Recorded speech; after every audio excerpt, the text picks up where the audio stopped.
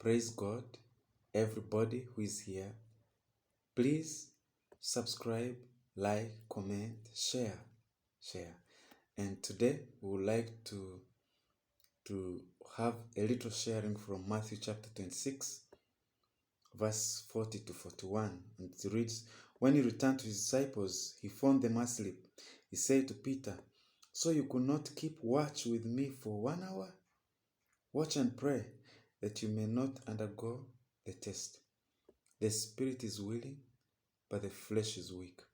And I only want us to look at this. The spirit is willing, but the flesh is weak. The spirit is willing, but the flesh is weak. So all of us, we have encountered situations in which our spirit is willing, but the flesh is weak. For example, in a moment of prayer, you find your spirit is willing that you should pray, but then the flesh is weak. The flesh is weak. You are tired. You feel lazy. You don't feel like praying. What do you do in moments when the spirit is willing, but the flesh is weak? What do you do in those moments? Now, many times we submit to the weakness of the flesh. The spirit is willing to pray, but the flesh is weak, the flesh is tired, the flesh is lazy, the flesh is unwilling to pray. And most times we submit to the weakness of the flesh, and we fall into so many errors, so many problems. We fall into so much dryness in prayer, so much dryness in doing good things. But what can we do at the time when the spirit is willing and the flesh is weak? Now, there are things we have to put into consideration here. One, we are placed in Eden to have dominion over animals, over the fish, over the birds of the air, over every created thing. We are to have dominion. We are to dominate. That means we are to be master of those things. Now, also, we are to have dominion not only over the fish, not only over the birds, over the animals, over the trees and the land. We are also to have dominion over the desires of our flesh. Now, when we understand that we are to have authority, dominion over the body, dominion to master it, to have mastering over it, we are to master it, then we are a step away to solving the problem of the weakness of the flesh. Not that we shall not be weak, we shall not experience time of weakness in the flesh. No, we will experience, but this time we strategize. What happens? What can we do at the moment when the flesh is weak? As we were growing up as children, there, or even when we reached in school, in secondary school, in class, and maybe your parent asks you to do something and you are really not in the mood of doing that particular thing. Maybe tells you to go and wash the dishes and you really are not in the mood of washing the dishes, but you don't want, but you're forced to do it. And at the end of the day, you do it, even if you do it grudgingly, angrily, impatiently, but you do it. Now, that is the thing. So you do not want to wash the dishes, but because there is an authority that has commanded you to do it, an authority you cannot say no to, you cannot resist, you had to go and do it. This is the same way in which we must make the flesh to submit to our domination, to our dominion, to our authority, to our mastering. If it is you want to pray, the spirit is willing and then the flesh is weak, you don't submit to the weakness of the flesh. You force, you authorize the flesh to pray. You force it. This is the thing. You force it. However grudging it will pray. Even if it prays complaining, even if it goes in the place of prayer grudging, you force it until it prays. You keep forcing it. You keep commanding it to submit to your authority until the flesh starts willing to pray. This is how we can master. Otherwise, when we only want to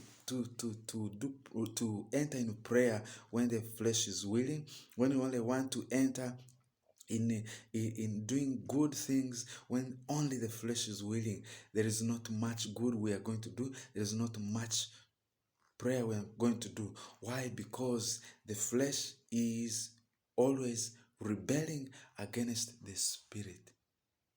And this is why we have to be masters. We have to dominate and authoritatively make the flesh submit to the spirit.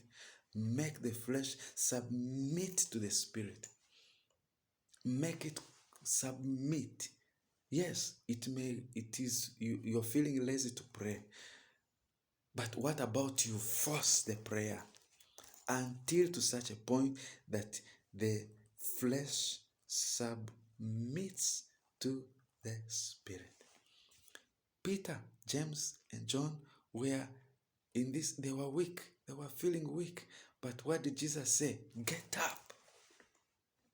They were feeling weak. That's why they slept. But Jesus said, get up. Put a resistance against the weakness of the flesh. Get up and do what? Pray that you do not fall into temptation.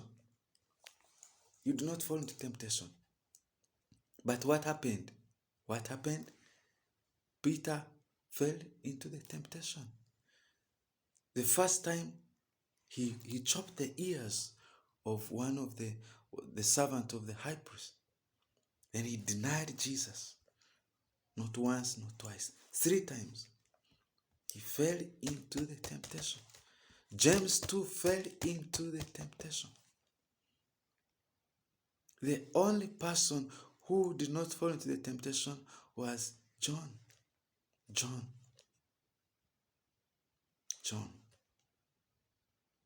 For some reason, as the others submitted to the flesh, John overcame and went up to Calvary. There is a place and a time of prayer when men should not sleep, however much the flesh is weak. There is a place and a time of prayer when men should not be lazy, even if the flesh is so lazy. And this time of Gethsemane was a time of prayer and was a place of prayer.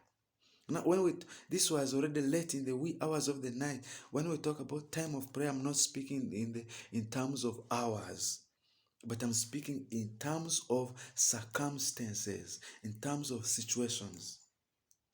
There are circumstances that you encounter that is not a time for you to sleep. It's not a time for you to condone laziness. It's not a time for you to abandon prayer and submit to the weakness of the flesh. It's a time for you to wake up and pray. This is why Jesus woke them. Get up and pray. I know you're sleepy. I know it's so late. I know you need to rest. I know you're tired. I know you're lazy. But this is not a time nor the place for sleeping, for feeling lazy, for not praying. Get up and pray. So the flesh can be submitted to the willingness of the Spirit. To the willingness of the Spirit.